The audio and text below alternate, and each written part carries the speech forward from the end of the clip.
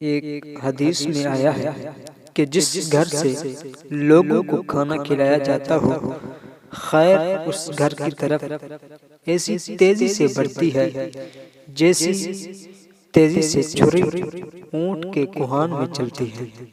حضرت عبداللہ بن مبارک رضی اللہ تعالیٰ عنہ عمدہ کھجوریں دوسروں کو کھلاتے اور کہتے کہ جو شخص زیادہ کھائے گا اس کو فی کھجور 1 درہم دیا جائے گا۔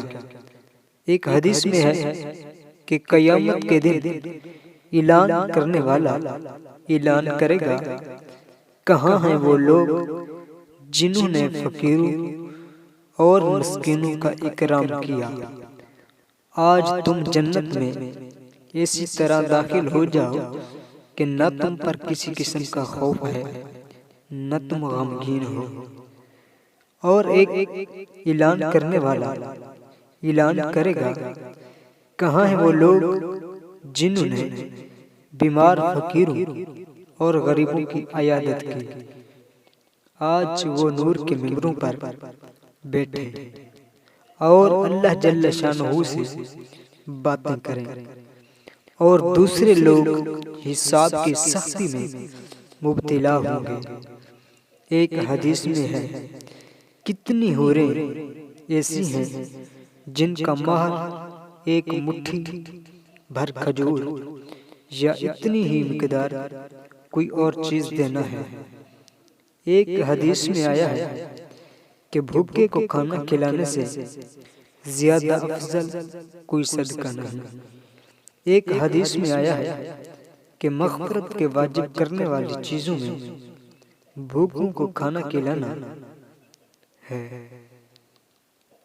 ایک حدیث میں آیا ہے کہ اللہ جل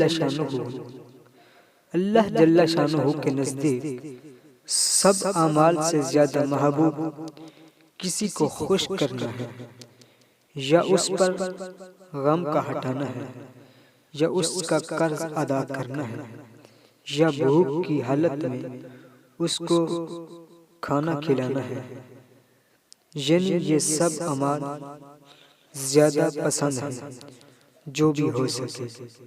ایک اور حدیث میں ہے کہ مغفرت کی واجب کرنے والی چیزوں میں کسی مسلمان کو خوشی پہنچانا ہے، اس کی بھوک کو زائل کرنا ہے، اس کی مصیبت کو ہٹانا ہے۔